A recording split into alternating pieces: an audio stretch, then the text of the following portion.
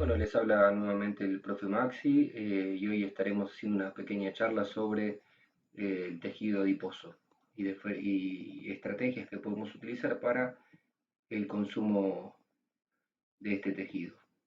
Primero me gustaría hacer una pequeña introducción eh, que nos lleve a entender un poquito esta temática que queremos explicar hoy. En primer lugar, lo que tenemos que tener en cuenta es que la salud es un estado de bienestar físico, psíquico y social que no se refiere solamente a la ausencia de enfermedad o accidente y que se relaciona con el concepto de calidad de vida. ¿Sí? La salud depende de diversos factores, algunos factores son internos y otros externos. Los factores externos tienen que ver con el medio ambiente y el sistema sanitario, ¿sí? Que son aspectos, bueno, y también la genética, que son aspectos que nosotros no podemos controlar. Pero un 40%, un poquito más, depende de cada uno de nosotros, y estos son los factores internos. Acá hablamos de nuestros estilos de vida, nuestra forma de vida. ¿Qué quiere decir esto? Que los hábitos que tenemos van a condicionar nuestra salud para bien o para mal. Es decir, que casi un 50% depende de nuestra salud, depende de cada uno de nosotros. Y en estos estilos de vida, en estos hábitos de vida que debemos llevar para gozar de una mejor salud, de una mejor calidad de vida, me refiero a hacer ejercicio, eh, al control del estrés, a tener una buena alimentación, una buena higiene personal, tiempo para ocio, para hacer cosas que nos gusten, ir regularmente al médico, hacer prevención primaria, no fumar, no beber en exceso, bueno, evitar las diferentes eh, sustancias tóxicas como drogas y bueno, y otros aspectos que también son importantes, pero de esto quiero destacar que lo más importante es la actividad física, el control del estrés y por supuesto llevar una buena alimentación. Entonces esto nos lleva a hablar un poquito sobre los factores de riesgo cardiovasculares. Ustedes saben que la gente antes se moría de viejo, de vieja, después la gente empezó a morir producto de enfermedades, eh, enfermedades que hoy prácticamente no existen, ¿sí? La humanidad fue creciendo, la población fue creciendo y empezamos a aplastar el planeta. Entonces la gente dejó de morirse de viejo y empezó a morirse de enfermedades como por ejemplo SIFU, cólera, entre otras. Después la gente se empezó a morir de enfermedades contagiosas, por ejemplo gripe, perdón, gripe, eh, hepatitis, SIDA, pero hoy es muy baja la población que muere producto de enfermedades contagiosas. Hoy en día la gente se muere producto por un ACV o por un accidente cerebrovascular o por un infarto agudo del miocardio. ¿Sí? Esto es producto de cambios que fue sufriendo nuestra sociedad. Por supuesto que algunos cambios que sufrió nuestra sociedad, algunos fueron para bien, pero muchos fueron para mal. Y hoy la gente se muere producto de padecer de diferentes factores de riesgo cardiovasculares. Estos factores de riesgo cardiovasculares son factores silenciosos que muchas veces la gente ni siquiera se entera que los tiene, eh, porque nunca habremos escuchado a una persona decir, me duele el colesterol que tengo en la sangre, me duele el humo que tengo en mis pulmones, o me duele la presión que tienen mis arterias. Muchas veces la gente se entera que tiene estos problemas eh, cuando ya es tarde. Estos factores de riesgo cardiovasculares hace tiempo atrás lo evidenciaban las personas adultas, los adultos mayores, la tercera edad. Después, con el tiempo, los factores de riesgo cardiovasculares los sufría la gente entre la tercera y cuarta década de la vida, o sea que entre los 30 y los 40 años la gente empezaba a sufrir de colesterol, hipertensión, triglicéridos y otros factores. Pero lamentablemente hoy son hasta los chicos los que sufren de factores de riesgo cardiovasculares, hasta el punto de que Argentina es el primer país en Latinoamérica con mayor índice de obesidad. Bueno, ¿a qué nos referimos con mortalidad? La mortalidad es la aparición de una enfermedad y las secuelas o la aparición de un factor riesgo y las secuelas que puede dejar al producirse una ACV o un infarto. Muchas veces una persona sufre un accidente cerebrovascular y luego de eso quizás no pierda la vida, pero evidencian secuelas, por ejemplo, como parálisis, problemas del habla, problemas de su motricidad, depende del área que haya afectado el cerebro. En cuanto a la prevención primaria, lo que queremos destacar es un poquito lo que decíamos antes, ¿sí? Que cuanto antes empecemos por el cuidado de la salud de los chicos, mejor. Lamentablemente, Argentina, entre otros países, sufrimos muchos índices de obesidad. Eso es producto de la falta de ejercicio, producto de la mala alimentación, producto de la inseguridad, donde los niños ya ni siquiera podemos llevarlos a las plazas a hacer ejercicio, producto de que antes donde había una plaza hoy hay un supermercado, un edificio, y bueno, cada vez tenemos menos espacios para poder hacer ejercicio.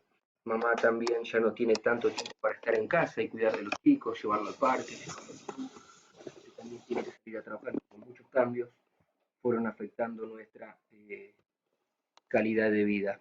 Pero bueno, nunca es tarde y la mejor forma de enseñar es con el ejemplo, ¿sí?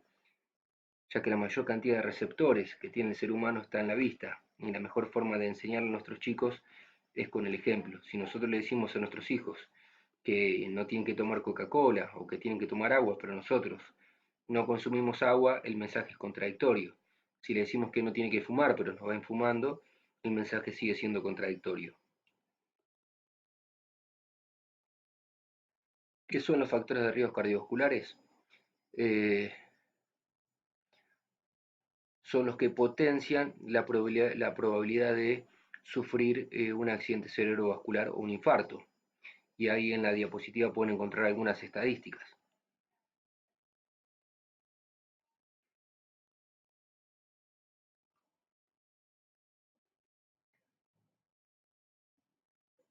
Los factores de riesgo cardiovasculares los podemos dividir en factores de riesgo controlables y no controlables. Los factores de riesgo no controlables nos referimos a la edad. ¿Qué queremos decir esto? Que mayor edad, mayor riesgo de sufrir un accidente cerebrovascular o un infarto. El sexo. Con esto nos referimos a la comparación entre la población masculina y femenina. Las investigaciones demostraron que los hombres todavía siguen siendo más propensos que las mujeres. Entonces dijimos la edad, el sexo, la genética, es decir, nuestros antecedentes familiares, y la raza blanca. La raza blanca también por una cuestión de genética y hábitos, también somos más propensos que la raza negra y la raza amarilla. El último factor no controlable es lo que se conoce como conducta de tipo A. Las personas tenemos diferentes tipos de conducta. La conducta de tipo A se refiere a aquella persona que es muy competitiva, que es muy nerviosa, aquella persona que, por ejemplo, va a jugar un partido con sus amigos y se pelea hasta con sus amigos, o que va por la calle y se quiere bajar del auto para pelearse con otro conductor, y bueno, a ese tipo de personas está demostrado estadísticamente por la Organización Mundial de la Salud que también tienen mayor riesgo de contraer enfermedades cardiovasculares. Y los factores de riesgo controlables son aquellos que nosotros podemos disminuir haciendo ejercicio o evitar que aparezcan. Y con esto nos referimos, por ejemplo, al sedentarismo, a la mala alimentación, al sobrepeso y a la obesidad, al alcohol, al tabaco, a la diabetes, los triglicéridos, eh, y hasta algunos tipos de cáncer se consideran hoy en día que pueden ser controlados a través de la actividad física.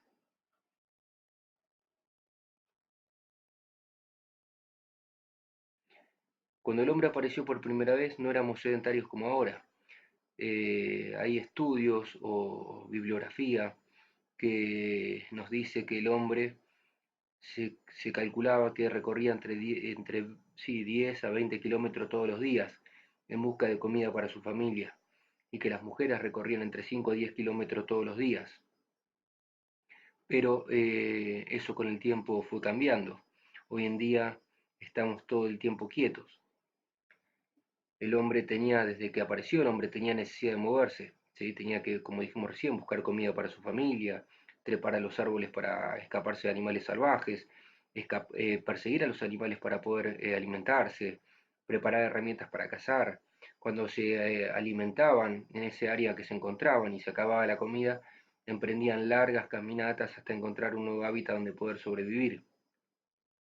Entonces el hombre, desde su genética, está diagramado para moverse. Pero después con el desarrollo de la ciencia, el desarrollo de la tecnología, todo ese movimiento para el que fuimos preparados desapareció. A tal punto que si tenemos una computadora podemos hacer las compras a través de la computadora, ya no necesitamos levantarnos del sillón para prender la tele o atender el teléfono, no necesitamos sacar las manos para abrir la puerta porque a veces en el supermercado la puerta hasta se abre sola, tenemos la escalera mecánica, el ascensor, bueno, y cada vez tenemos más comodidades que van en detrimento de nuestra salud. Acá tenemos un poquito la división de la que hablamos antes de conductas modificables y factores no modificables o conductas no modificables. Hay investigaciones que dicen que se reduciría el índice de mortalidad en las personas que hacen ejercicio. ¿Sí? Es decir, que la persona que no hace ejercicio tiene el doble de probabilidad de morirse antes. Y que se reduciría hasta un 46% del índice de mortalidad cuando gastamos más de 2.500 calorías por semana. O sea que el concepto, ¿cuál es? El concepto es que tenemos que recuperar nuestra actividad física. Debemos empezar a movernos un poco más. En 1992, la Asociación Americana del Corazón declaró el sedentarismo como el principal factor de riesgo cardiovascular.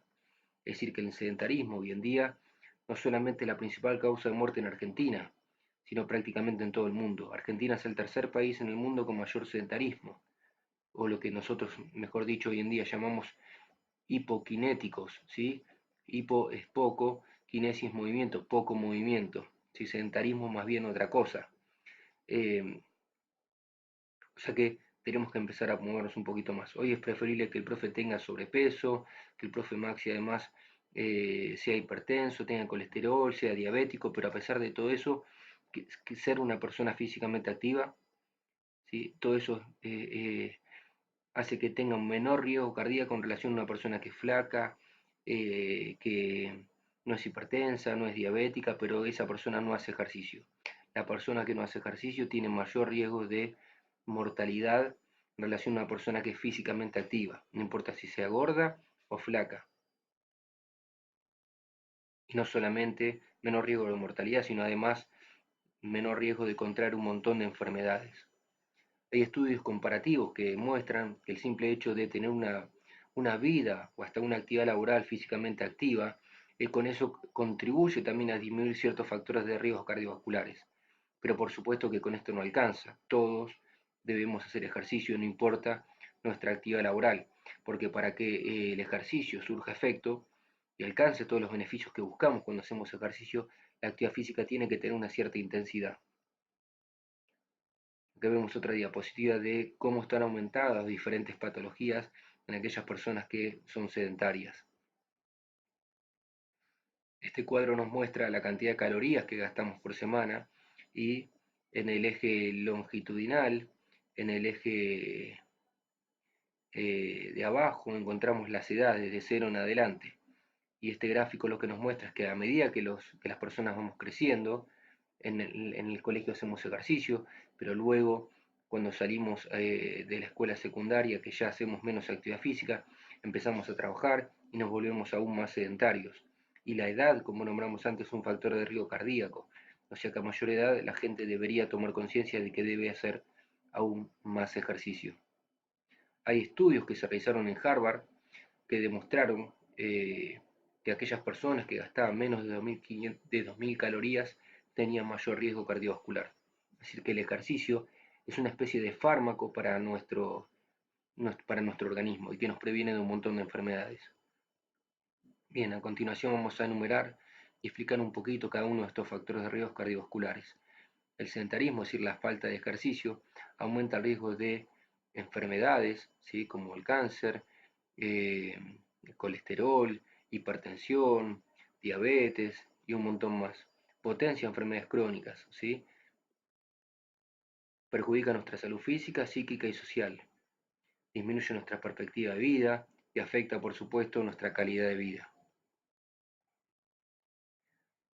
Todos estos factores modificables, ¿sí? Como vemos en el gráfico, ¿sí? Se calcula, se estima que el sedentarismo es modificable un 80%, la obesidad y el sobrepeso un 54%, el colesterol un 35%, bueno, y así con cada uno de estos factores de riesgo modificables.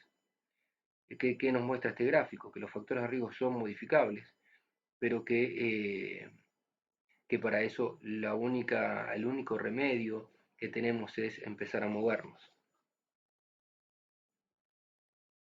El sobrepeso y la obesidad, ¿sí? Esto tiene que ver un poquito con lo que nombramos antes, que esto es la teoría de Darwin, ¿no es cierto? Donde empezamos siendo monos, después comenzamos a estar en dos patas, a estar erectos, a caminar, después comenzamos a pensar, ¿sí? Así que pasamos de ser el hombre mono, después pasamos a ser el hombre sapiens, hoy somos el hombre McDonald's, ¿sí? Bueno, una forma de medir la obesidad o el sobrepeso es lo que conocemos como índice de masa corporal. El índice de masa corporal consiste en dividir nuestra altura en nuestro peso dividido nuestra altura al cuadrado. Si ese índice, si ese valor, que ese valor no nos dice cuánto tenemos que pasar, ese valor simplemente es un índice, vamos a esta tabla, y si ese resultado, ¿sí? Recuerden, el peso dividido nuestra altura al cuadrado. Entonces primero debemos hacer nuestra altura por nuestra altura, ¿sí? Por ejemplo, si nosotros medimos 1,80 m, tenemos que hacer 1,80 m por 1,80 m, que no es lo mismo que hacer 1,80 m por 2. Entonces, una vez que hacemos la altura por la altura, ese valor, ¿sí? Lo vamos a guardar y lo que vamos a hacer es dividir primero nuestro peso dividido ese valor obtenido de altura por altura. Esa cuenta nos va a dar un resultado, un índice, que si vamos a esta tabla nos dice que si ese índice nos da entre 18,5 y 24,9, el peso que tenemos es saludable para la altura que tenemos. Ahora que si estamos por debajo, por supuesto que no es saludable, y ahí empezamos a tener mayor riesgo cardíaco. Ahora, si el valor que tenemos nos da entre 25 y 29,9, se considera sobrepeso, y acá empieza a aumentar el índice de riesgo cardíaco. Lo mismo a medida que vamos creciendo en ese valor. Después tenemos diferentes tipos de obesidad severo, obesidad mórbido. Simplemente es un valor que nosotros podemos obtener para tratar de bajar los niveles de grasa en la persona. Pero esto del índice de masa corporal prácticamente hoy es medio insignificativo que lo hagamos, porque puede haber personas que tienen un índice de masa corporal muy elevado, pero puede ser que esas personas sean deportistas, como por ejemplo un jugador de rugby. Entonces, por supuesto que va a tener índice de masa corporal, por ejemplo, de una persona obesa, pero quizás en la composición que él tiene corporal es de mucho músculo pero poca grasa. Entonces, lo ideal sería que las personas, sobre todo a nivel de deportistas, utilicemos una composición corporal. Pero bueno, para eso necesitamos eh, tener diferentes patologías para poder hacer una composición corporal, o que la persona pueda concurrir a por ejemplo, un deportólogo o un nutricionista. Encontramos dos tipos de obesidad o sobrepeso, lo que se conoce como tipo manzana y tipo pera, que tiene que ver un poco con la forma que tenemos las personas de localizar el tejido adiposo. En el hombre se suele dar más lo que es tipo manzana y en la mujer tipo pera, lo cual no quiere decir que no se pueda dar al revés. El hombre por una cuestión hormonal y la mujer también, pero en el hombre tiende a acumular más la grasa en la zona media y la mujer más bien en las caderas. ¿Cuál es más perjudicial? Bueno, en este caso la del hombre, ¿sí? Porque esa grasa visceral o ectópica que se conoce está más cerca de los órganos, como por ejemplo el corazón. Entonces esa grasa es más perjudicial para nuestra salud. Y después el hombre posee o evidencia dos tipos de panza, la panza dura y la panza fofa. Lo que se demostró también estadísticamente es que aquellos que poseen esa panza dura también tienen mayor riesgo de índice cardíaco, porque esa grasa está más cerca de los órganos. En cambio, el que posee la panza fofa, ¿qué quiere decir? Que tiene los órganos, los huesos, los órganos, después están los músculos y por delante de los músculos está la grasa y después viene la piel. En cambio, la panza dura sería que la grasa está más cerca de los órganos o hasta entre los órganos. Después tenemos el segundo factor de riesgo cardíaco, que es el sobrepeso y la obesidad. Y esto está constituido por células, el tejido adiposo está constituido por células adiposas. Estas células adiposas tienen dos características, que son la hipertrofia y lo que se conoce como hiperplasia. ¿Qué quiere decir esto? Que una célula adiposa empieza a crecer en su tamaño, empieza a aumentar el tejido adiposo, pero cuando esa célula no puede crecer más, ¿sí? Se produce la división celular. Entonces, ¿qué quiere decir esto? Que la persona empieza a tener cada vez mayor cantidad de células adiposas.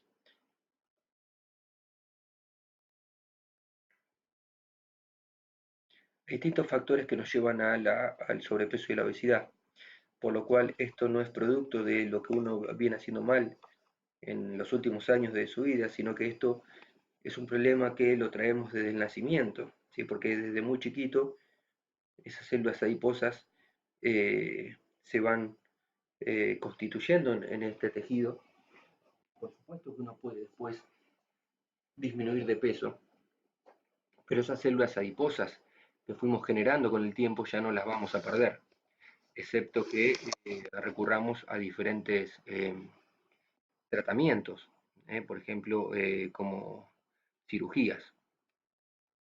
Un factor considerado con la obesidad, asociado con la obesidad, es la omisión del desayuno, la falta del desayuno, que es la principal comida más importante que nos va a brindar de alguna forma la energía que vamos a tener durante el día. Cuando nosotros dejamos de desayunar, se calcula que aproximadamente 2 horas desde el momento que nos levantamos nos quedamos sin combustible. Pero como el cuerpo es inteligente, tiene que seguir funcionando, lo que hace es sacar proteínas de nuestro cuerpo, o sea que nuestro cuerpo se va a estar debilitando, y con esas proteínas lo que hace es generar energía.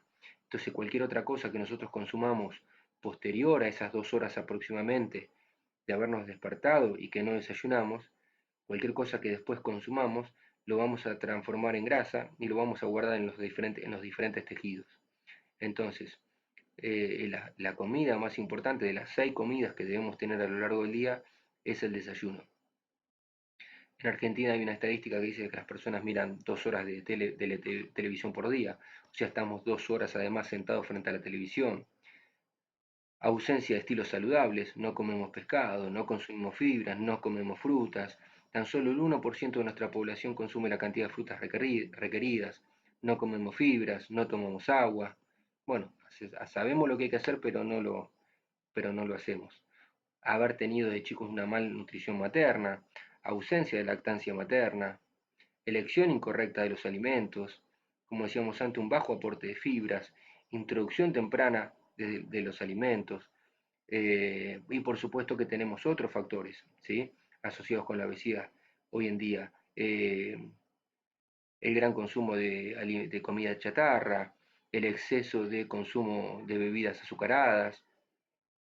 Bueno, la obesidad tiene que ver con diferentes aspectos, ¿sí? Lo podemos ver en esta gráfica. Un componente genético, ¿sí? Es decir, que si nuestros abuelos tuvieron obesidad, nuestros padres tuvieron obesidad, lo más probable es que nosotros también tengamos obesidad. Eso no es 100% así. Así que si nosotros conocemos nuestros antecedentes familiares, tendremos que cuidarnos. Pero a esta tercera generación le va a costar mucho más no ser obeso. Entonces, de alguna forma también tenemos que tener una conciencia eh, tenemos que ser conscientes biológicamente. ¿Qué quiero decir con esto? Que muchas veces escuchamos que la gente dice, bueno, pero de algo me tengo que morir, ¿sí? Entonces uno sigue fumando o se sigue alimentando incorrectamente, pero bueno, lo que tenemos que entender es que no solamente nos estamos afectando nosotros, sino que también estamos afectando directa e indirectamente a nuestras próximas generaciones. La falta de actividad física, los aspectos psicológicos, por supuesto que son muy importantes, por eso lo importante muchas veces es trabajar de forma interdisciplinaria, no solamente el profe de educación física o el instructor de educación física, sino trabajar en paralelo con algún nutricionista o con algún psicólogo, donde podamos derivar a nuestros alumnos y trabajar en conjunto con ellos. Y por supuesto que hay aspectos socioculturales que influyen eh, en la conciencia y en el inconsciente de la gente.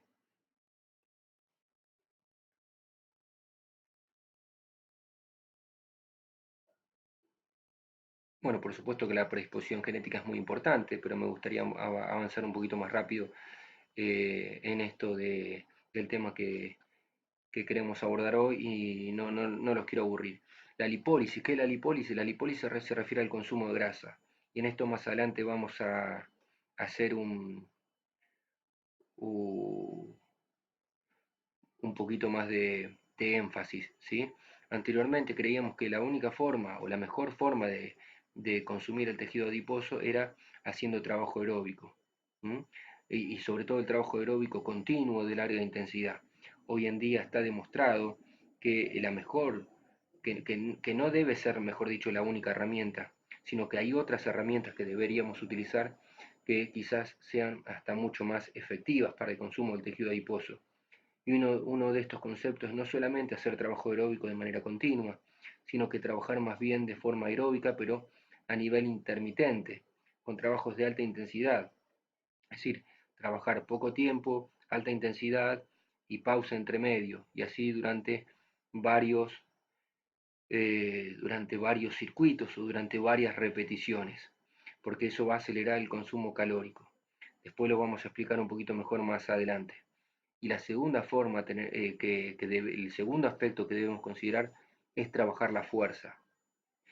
¿Quién va a estar gastando mayor cantidad de calorías en estado de reposo? Aquella persona que tenga mayor cantidad de masa muscular, porque nuestro sistema, nuestro organismo, va a consumir mayor cantidad de calorías para poder mantener esos músculos que tenemos. Si nosotros no tenemos músculos, no tenemos el lugar, no tenemos la usina donde poder meter la grasa para poder quemarla. Hay diferentes factores, problemas asociados con la obesidad. La obesidad hoy en día está asociado también con un montón de otras enfermedades, ¿sí? La obesidad, la persona que tiene obesidad, o la persona todos estos factores de riesgos cardiovasculares están asociados, no podemos dejar uno de lado. Si hablamos de sedentarismo, lo más probable es que esa persona acarree otros problemas eh, como por ejemplo obesidad, y una persona que tiene obesidad y muchas veces seguramente sea sedentaria. Una persona que sea sedentaria y que tenga obesidad seguramente va a tener el colesterol elevado, seguramente sea hipertensa. Gran porcentaje de las personas diabéticas son obesas, ¿sí? Entonces muchas veces no es que poseemos solamente un factor de riesgo cardiovascular, sino que las personas manifiestan dos, tres o hasta más factores de riesgo cardíacos, ¿sí? Entonces a esto es lo que conocemos como síndrome metabólico. El síndrome metabólico lo padece aquella persona que tiene dos o tres o más factores de riesgo cardíaco y por supuesto que aumenta desmedidamente su riesgo de contraer enfermedad cardiovascular. La hipercolesterolemia le llamamos el colesterol elevado. Ustedes saben que tenemos en la sangre dos tipos de colesterol, el colesterol bueno y el colesterol malo. El colesterol bueno es el que es de origen animal, perdón, de origen vegetal, ¿sí? Lo encontramos, por ejemplo, en la palta. Y el colesterol malo es lo que conocemos como, mejor dicho, el colesterol que proviene de los animales, de la carne, por ejemplo, ¿sí? Entonces el concepto acá sería aumentar el consumo de vegetales y de frutas y disminuir el consumo de carne, sobre todo carne roja. Y en el caso de consumir carne, consumir carne magra. Entonces lo que sucede es que cuando consumimos alimentos altos en grasa, ese colesterol, esa grasa se va depositando en nuestras arterias y se van formando plaquetas, ateromas, que van dificultando el pasaje de los fluidos, de la sangre, las hormonas y el agua que transcurre a través de las arterias, eh, poniendo en riesgo nuestra salud. Es como imaginar una manguerita, ¿sí? Que la estamos pisando o la estamos apretando con la mano y no dejamos que circule el agua. Eh, Esto es lo que conocemos como colesterol bueno o malo. Si vamos a un estudio de sangre, el colesterol bueno es lo que se conoce como HDL. El colesterol malo es lo que conocemos como LDL. El colesterol bueno tiene que estar por encima de 60 miligramos por decilitro. El colesterol malo, el LDL, perdón, tiene que estar por debajo de 120 miligramos por decilitro. Después en un estudio también podemos encontrar el colesterol total. El colesterol total es la suma de los dos y ese valor aproximadamente tiene que estar por debajo de 200 miligramos por decilitro. ¿Cómo se aumenta el colesterol? Y bueno, por la mala alimentación, la falta de ejercicio, eh, el estrés, ¿sí? Así que volvemos siempre a lo mismo.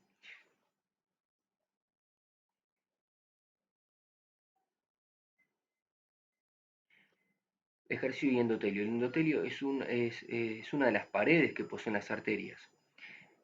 Cuando nosotros hacemos ejercicio, por supuesto que el corazón va a bombear sangre más rápido por una necesidad que tienen los músculos y los órganos. Entonces, al bombear sangre con mayor intensidad, ese estímulo de rozamiento que ejerce la sangre sobre las paredes de las arterias aumenta la producción de una sustancia que se conoce como óxido nítrico. Ese óxido nítrico lo que hace es favorecer la vasodilatación de la arteria. ¿Qué quiere decir esto? Que la arteria se distiende, se agranda y por lo tanto va a haber menos presión dentro de esa arteria y además una mejor circulación de la sangre. Cuando esto no sucede, cuando no hacemos ejercicio, este estímulo de rozamiento no se produce en el endotelio, en esta membrana interna que tiene la arteria, y además por la mala alimentación, el avance de la edad, el estrés, la genética y demás, las arterias se van deteriorando y aumenta también la producción de una sustancia que llaman radicales libres que van deteriorando nuestras arterias. Otro factor de riesgo era la presión arterial. La presión arterial también está relacionada con la falta del ejercicio, con el avance de la edad, pero sobre todo también con la mala alimentación, sobre todo el consumo elevado de sodio. Los valores normales son 120-80. Se considera que una persona es hipertensa cuando mantiene sus valores por encima de 130-90. Entonces, además de medicación, por supuesto, tiene que hacer ejercicio de manera controlada, por supuesto. Y está demostrado que una persona que realiza ejercicio puede lograr bajar su presión arterial hasta 10 milímetros de mercurio. Y quizás 10 milímetros de mercurio parece poco, pero bajar 10 milímetros de mercurio su presión arterial disminuye considerablemente el riesgo de sufrir accidentes cerebrovasculares o un infarto. Entonces, la presión arterial, lo que sucede con el tiempo por la falta de ejercicio, la edad y la mala alimentación, es que las arterias se van estrechando, se va perdiendo su luz arterial y la sangre para circular por esa arteria tiene que ejercer más presión sobre la arteria, corriendo riesgo de romperse. Y si una arteria se rompe, no lleva sangre al órgano que tiene que irrigar. En ciertos casos puede hasta producir la muerte. ¿Por qué digo que en gran parte tiene que ver con la alimentación? Porque la falta de la mala alimentación, el consumo elevado de azúcar, de sal, perdón, la sal pasa a la sangre y el 60-70% del agua que tenemos, del peso que tenemos en el cuerpo es agua. Entonces, como la sal atrae el agua, lo que hace es que dentro de esa arteria se empieza a llenar de agua y por ende empieza a aumentar la presión arterial. Está demostrado que hacer ejercicio todos los días, 30 minutos, ayuda a bajar la presión arterial. Y mejor todavía si lo hacemos dentro de la intensidad que cada una de las personas necesita. ¿Sí? La Organización Mundial de la Salud recomienda que la actividad aeróbica, por ejemplo, el salir a caminar, sea realizado entre el 60 y el 80% de su frecuencia cardíaca máxima. Otro factor de riesgo es la diabetes, ¿sí? El azúcar en la sangre. Ese azúcar en sangre debe estar también por debajo de 120 miligramos por decilitro y es muy importante, sobre todo, el control en aquellas personas que tienen sobrepeso u obesidad, porque muchas personas que son obesas padecen de diabetes y como dijimos al comienzo de la charla, muchas personas ni siquiera saben que tienen diabetes, ni siquiera saben que son hipertensas, ni siquiera saben que tienen colesterol alto, ni siquiera saben que tienen los triglicéridos elevados y demás. Otro aspecto importante son los triglicéridos. Los triglicéridos también es grasa que circula sobre nuestra sangre y acá encontramos en esta diapositiva algunos consejos para controlarlo. Entonces, acá viene lo importante, lo que hoy quería destacar de esta charla, eh, que tiene que ver con esto que antes decíamos de que el trabajo aeróbico era la mejor forma de combatir el tejido graso, el trabajo aeróbico de manera continua. Pero ya hace unos cuantos años hablamos de una nueva visión, que es el entrenamiento intermitente. Es decir, no solamente salir a caminar o a trotar siempre a una misma intensidad, sino que lo que hablamos ahora es de trabajar un intervalo a alta intensidad y un intervalo de pausa. Esa pausa puede ser activa o pasiva. Argemi es un profesor y médico que escribió un libro que se llama Entrenamiento Intermitente, que tiene información muy valiosa. Él nos dice que pasaron como revoluciones en la fisiología. Él fue director del Departamento de Fisiología en Boca y su tesis fue sobre eh, sobre trabajos intermitentes, donde si bien todo esto lo investigó con futbolistas, pero pudo demostrar que esto también puede ser utilizado en personas del llano, o sea, en personas que no son deportistas de alto rendimiento y que produce grandes beneficios también a nivel del fitness. En primer lugar, esta visión lo que dice es que tenemos que empezar a asociar lo aeróbico con lo anaeróbico lactácido, ¿sí? Que de alguna forma trabajar de manera anaeróbica con producción de lactato en el tiempo, en la sucesión de intervalos, también tenemos que pensar en un trabajo de carácter aeróbico. Y en segundo lugar, también tenemos que pensar y conectar el trabajo anaeróbico al láctico, es decir, pequeños tiempos de trabajo sin producción de ácido láctico en los músculos. Lo tenemos que pensar también que si lo trabajamos de manera continua en el tiempo, es decir, muchos intervalos, trabajo, pausa, en el tiempo también estamos hablando de un trabajo aeróbico. Antes se creía que el lactato, la producción de lactato, cuando trabajábamos, era el malo de la película, que si producíamos lactato en las células, estas células iban a morir, se iban a fatigar, y que las células no iban a servir. Después se demostró que cuando el trabajo se vuelve aeróbico, es decir, por la sucesión de eventos en el tiempo, el lactato se reconvierte como fuente de energía. Entonces ahora ya no es tan malo como se creía. En segundo lugar, tenemos que pensar que un sistema que produce energía anaeróbica va a resintetizar energía aeróbica. ¿Cómo lo hace esto? Porque la fosfocreatina se rompe, la fosfocreatina es la que va a producir energía cuando hacemos trabajos intensos de muy poco tiempo. La fosfocreatina se rompe con el fósforo a través de una enzima y esa ruptura va a producir energía para producir ATP. La ATP es la molécula que produce energía. Y tenemos de esta manera energía nuevamente para la contracción muscular.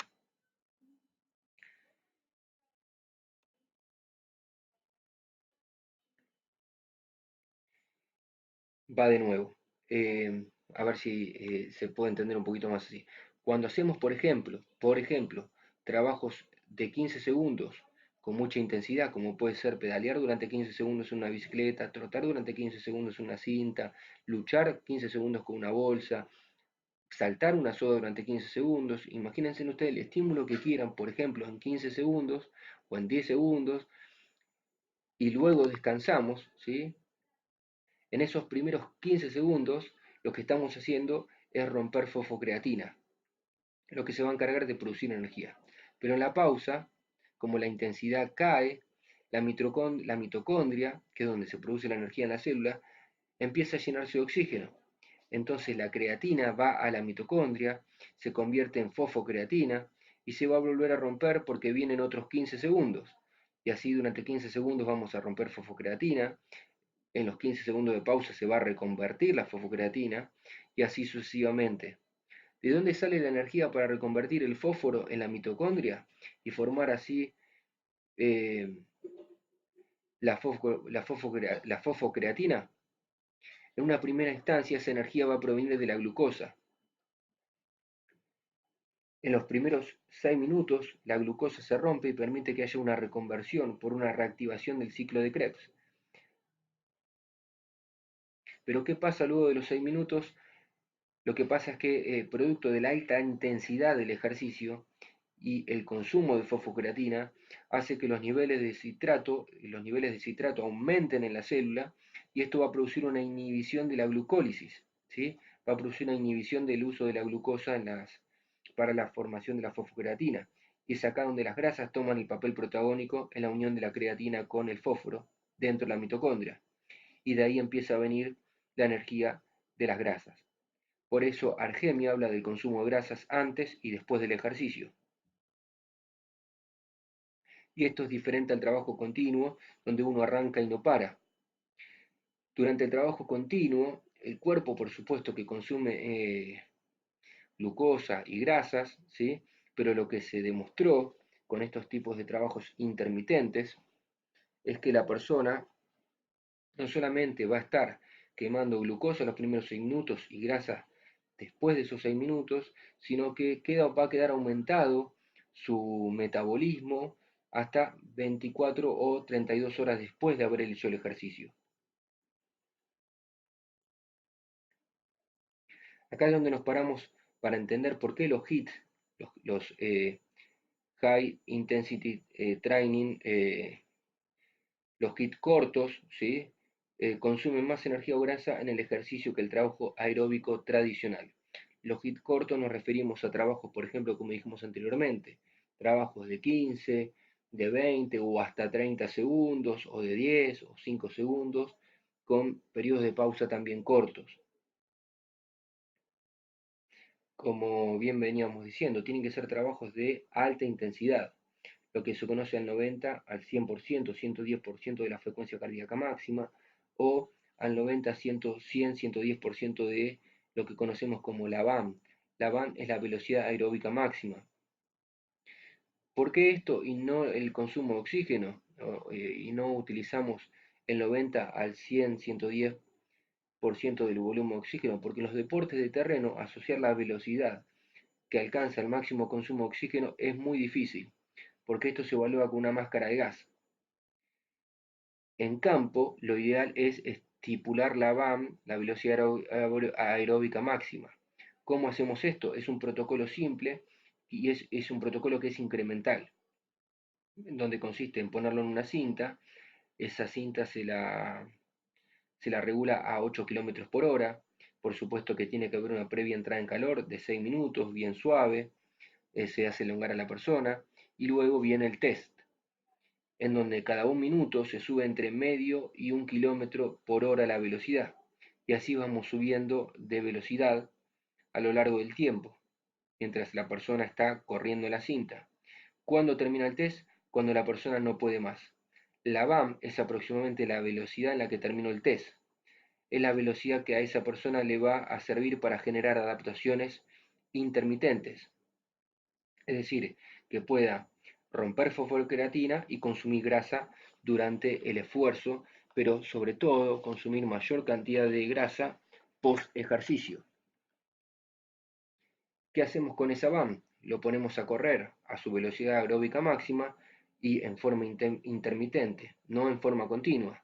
Por ejemplo, que corra la cinta en sus periodos de entrenamiento, por supuesto, ¿no? Que corra 15 segundos a su VAM y que descanse 15 segundos. Así durante el tiempo que estemos prescribiendo su entrenamiento. Entonces, como dijimos antes, las series de trabajo van a ser de alta intensidad, entre el 90 y el 100% de la VAM. Esto, por supuesto, que no es para todos. Tiene que ser personas que tienen una cierta adaptación, que pasaron por un plan de acondicionamiento físico. Si hablamos de trabajo continuo y trabajo intermitente, primero vamos a empezar a entrenar a estas personas de manera continua, para que después estén en condiciones de empezar a hacer trabajos de manera intermitente. Los periodos de trabajo van a ser periodos de 10 a 30 segundos, no más. ¿Por qué no más? Porque nosotros no queremos eh, nos queremos quedar en el primer sistema, en el sistema intermitente, en el sistema anaeróbico aláctico, donde no hay producción de ácido láctico. Si nosotros vamos a tiempos mayores, por ejemplo, a tiempos de 45 segundos, por ejemplo, vamos a empezar a producir lactato. Un ejemplo de esto sería trabajar 45 segundos y descansar 45 segundos. Obvio que va a trabajar menos, 15 por 15, eh, pero segundo, lo que vamos a hacer es que va a depletar todo el glucógeno y va a empezar a producir lactato. Entonces rompe glucosa, forma lactato, y en la pausa el organismo tiene que taponar, bajar ese lactato. Entonces pone en marcha el mecanismo de reconversión del lactato a piruvato y de piruvato a la mitocondria.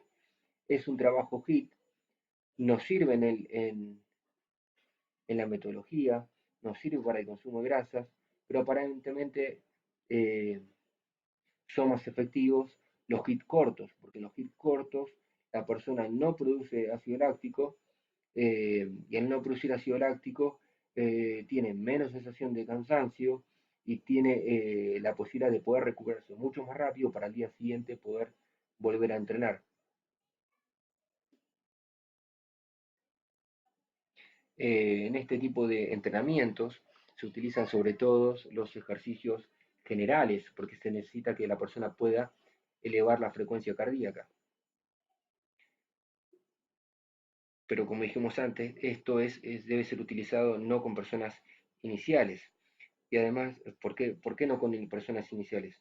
Porque no va a ser eficiente el trabajo, porque no tiene adaptaciones, no tiene las mitocondrias que sus células necesitan, no tiene capilares, no tiene nada como para poder soportar ese ejercicio. Por eso va a producir, aunque sean 15 segundos, va a producir ácido láctico porque no tiene enzimas aeróbicas y no tiene nada que le permita poder soportar ese esfuerzo. La densidad, es decir, la relación entre trabajo y pausa, va a variar en este tipo de entrenamiento en lo que se conoce como 1,05, 1,1, 0,51, 1,2, 1,3, ¿sí? Por ejemplo, 1,0,5 nos referimos que trabaja 30 segundos y descansa 15 segundos. 1,1, la relación 1,1 sería que trabaja 15 segundos, descansa 15 segundos. La relación 0,51 sería que trabaja 15 segundos pero descansa 30 segundos. La relación 1,2 sería que trabaja 15 segundos pero descansa 30 segundos. ¿sí? La relación 1,3 sería que trabaja 15 segundos pero descansa 45 segundos. Ya pausa 1,4, 1,5 no se usa porque ya empieza a perder la especificidad del trabajo del entrenamiento intermitente y ya nos vamos más a un entreno de lo que sería la velocidad propiamente dicha y ya deja de ser un trabajo intermitente aeróbico y pasa a ser más bien un trabajo anaeróbico de velocidad. En el trabajo intermitente no se recupera nunca al 100%, lo que sí necesitamos cuando entrenamos la velocidad. Se trabaja entre 15 a 20 minutos en lo que es a nivel fitness, pero en los deportes individuales y de conjunto se suele trabajar entre 40 y hasta 50 minutos, porque son deportes que dependen propiamente de, de este metabolismo intermitente. Lo que se busca es entrenar a la persona para que en estado de fatiga pueda seguir ejecutando bien. En este caso, por ejemplo, en un futbolista no necesitamos eh, que cambie bien de dirección de manera rápida y eficiente una vez, sino que lo haga hasta 100 veces por partido. Entonces, para resumir un poquito lo que dijimos hasta ahora, se utilizan ejercicios al máximo y submáximos, entonces donde la persona trabaja al 90-100% de sus posibilidades, hay un alto consumo energético, va a haber baja producción de lactato, siempre y cuando trabajemos por debajo de los 30 segundos, y va a haber un aumento considerable del consumo de grasas intra, es decir, durante y post, después del ejercicio.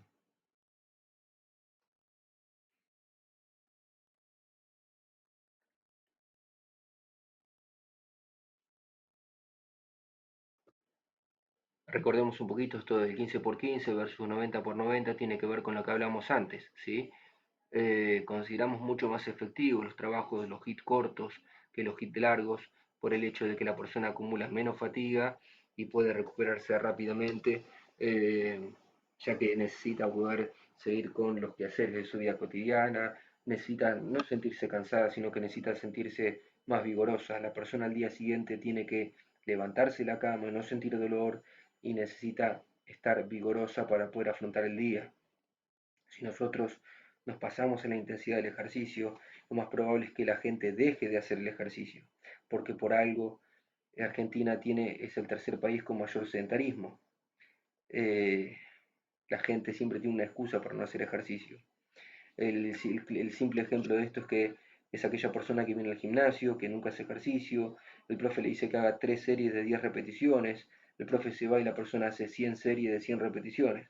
O sea que además somos ansiosos, en un día queremos hacer todo lo que no hicimos antes, y al día siguiente la persona se levanta, le duele todo, no disfrutó lo que hizo, y bueno, no va más al gimnasio.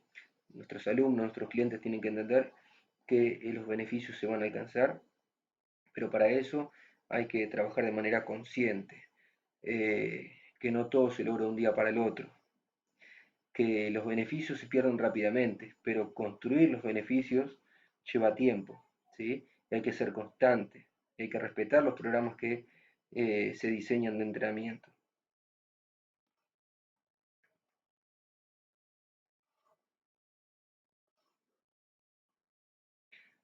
También podemos hablar un poquito de las pausas activas y las pausas pasivas.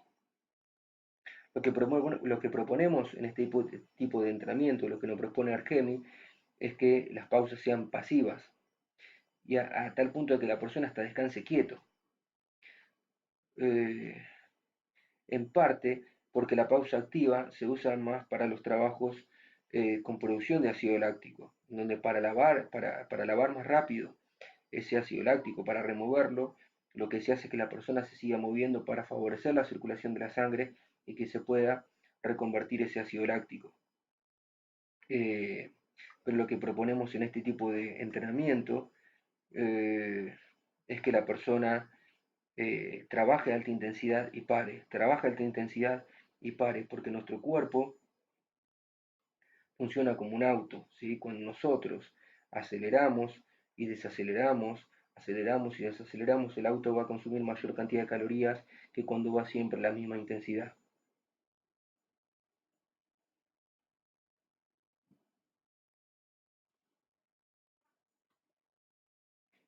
Esto tiene que ver con lo de inercia y versus aceleración. Esto tiene que ver con el gasto calórico, como dijimos anteriormente. Tiene que haber una clara ruptura de la inercia, pero luego se tiene que bajar la velocidad para al iniciar el ejercicio romperla de manera abrupta nuevamente. Esto es como el trote, si una persona trota siempre a la misma velocidad, ¿sí? El cuerpo también se vuelve eficiente a eso y gasta menos calorías.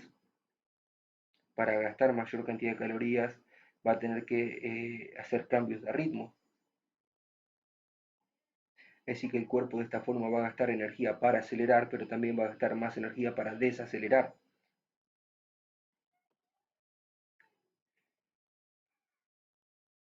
Existen varios métodos para la pérdida del tejido graso. Eh, a continuación proponemos algunos, ¿sí? Por ejemplo, el modelo 1. El modelo 1 es el modelo más tradicional, el que hablamos al comienzo de la charla, donde la persona trabaja entre el 60 y 80% de su frecuencia cardíaca máxima, un promedio del 70%. Eso se obtiene haciendo una cuenta muy sencilla que es 220 menos la edad. Es decir, por ejemplo, si ponemos 220 menos una persona de 20 años, hacemos 220 en menos 20, el 100% sería 200. Entonces a ese 200 le tenemos que sacar el 70%, o el piso y techo que serían el 60 y el 80% de esa frecuencia cardíaca máxima. Y lo que se recomienda es que lo entrene de 3 a 5 veces por semana, de manera continua, entre 20 a 60 minutos, que entre 20 a 60 minutos elija una actividad aeróbica y la ejecute entre el 60 y el 80% de su frecuencia cardíaca máxima. Un segundo método que podemos proponer es un bloque de trabajo al 70% durante 10 minutos, que es una intensidad que le cueste, pero lo que se busca acá es activar el sistema nervioso simpático. Luego va a haber un bloque de fuerza donde se va a trabajar un ejercicio para el tren superior, para el tren inferior, o un mix de ambos, tren superior e inferior.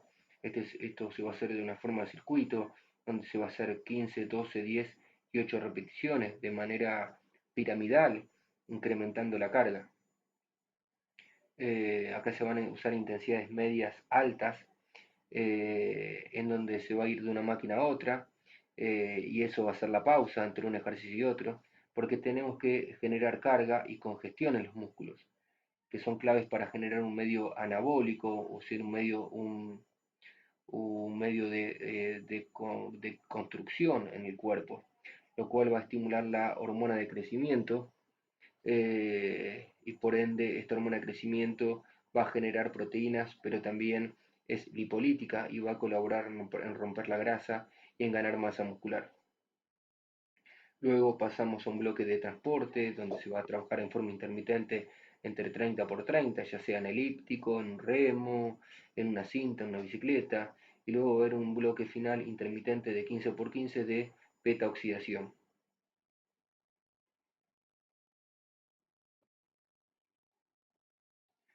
Un tercer modelo que proponemos para la pérdida de tejido graso, pero a nivel localizado, sería, sería un método muy recomendable, pero que hoy en día todavía no está comprobado. Porque por más que nosotros hagamos 5.000 abdominales, no por eso vamos a bajar la grasa del abdomen, porque el consumo de grasa es una cuestión fisiológica y sistémica que involucra a todo el cuerpo. Pero podríamos ayudar con la siguiente metodología. Los primeros 30 minutos hay que combinar ejercicios localizados con generales. Lo que hay que hacer es incrementar el flujo de sangre en la zona para que haya una lipólisis y por ende existen más posibilidades de que la grasa se rompa.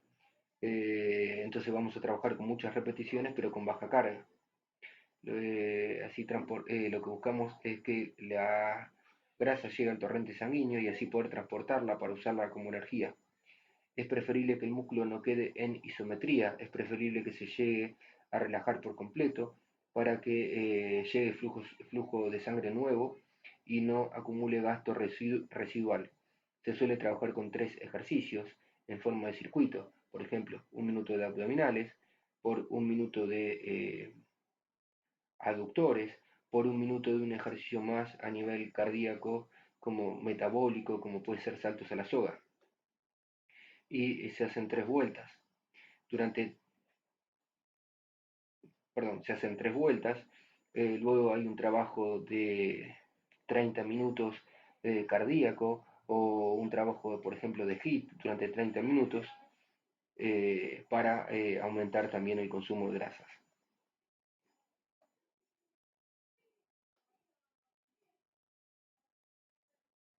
Existe una modalidad donde se proponen en vez de 3 ejercicios, también 5 ejercicios. Un cuarto método que podríamos plasmar en esta charla es un método establecido por el profesor Jiménez. En este tipo de método se trabaja la fuerza, donde se elige un ejercicio poliarticular, se realizan 8 repeticiones, más un ejercicio localizado donde se trabaja el mismo músculo por 15 repeticiones, más un ejercicio cardioacelerador de entre 30 y 40 segundos. Se hacen 3 ejercicios en triserie, sin pausa, por 3 vueltas. Luego, una vez terminado este circuito, se hacen 10 minutos, 20 por 20 segundos, al 90% de la BAM. Luego 10 minutos al 15 por 15 segundos al 100% de la BAM. Y por último, un bloque de 10 minutos de 10 por 10 segundos al 120% de la velocidad aeróbica máxima. O sea que en esta fase del entrenamiento lo que se va aumentando es la intensidad de la BAM.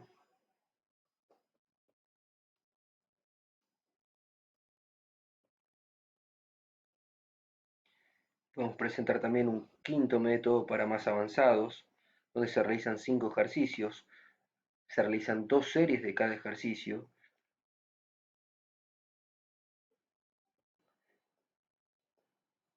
Este método solo lo vamos a trabajar con ejercicios globales, en donde va a ser 5 repeticiones, 4, 3, 2 y 1.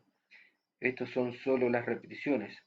Ya acá hacemos fuerza más a nivel neural, o sea, levantamos cargas más pesadas, por eso poca cantidad de repeticiones. Pero si no queremos cargar tanto a la persona, le pedimos velocidad de ejecución, ya que la congestión muscular se logra con peso, pero también con velocidad. Una forma de facilitar los trabajos es hacerlos trabajar a los principiantes con máquinas, ya que son más seguras y porque tienen el rango de movimiento guiado. Si no puede acelerar, le bajamos la carga, porque la aceleración, la velocidad también genera aumento de la testosterona. Luego de estos trabajos se hacen hit de 30 segundos por 30 segundos, de 30 por 30 segundos, y luego un intermitente metabólico de 15 por 15 también.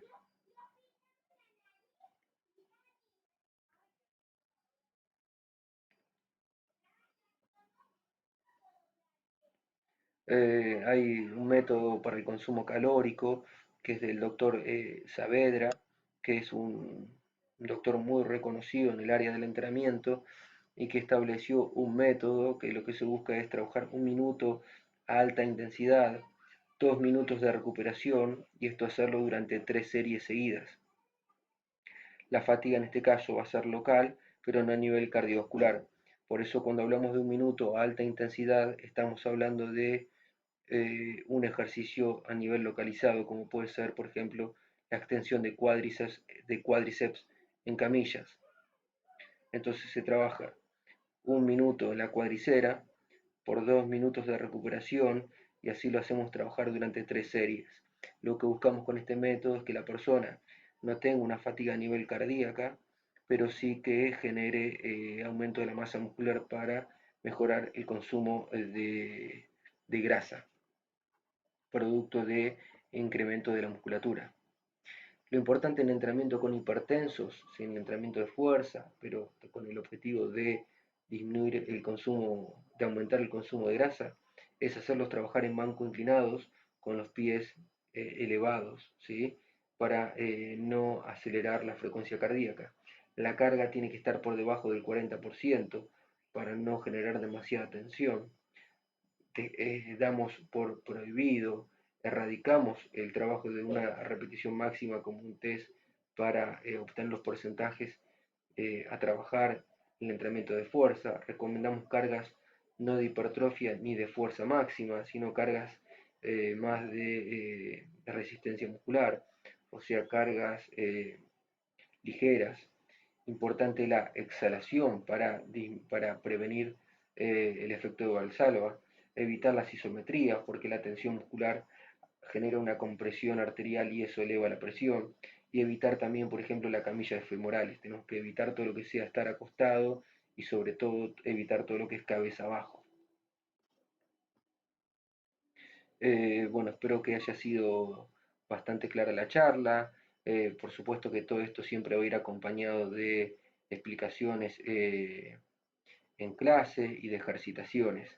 Pero cualquier inquietud, cualquier pregunta, tienen a disposición mi email y mi WhatsApp, que es el WhatsApp, el celular 15 6874 5916, y el mail es maxipizeta, que es mi apellido, se escribe con una S y doble T como lo pueden ver en la diapositiva, maxipizeta17@yahoo.com.ar o lic licmpizeta con una S y doble T, licmpizeta@yahoo.com.ar.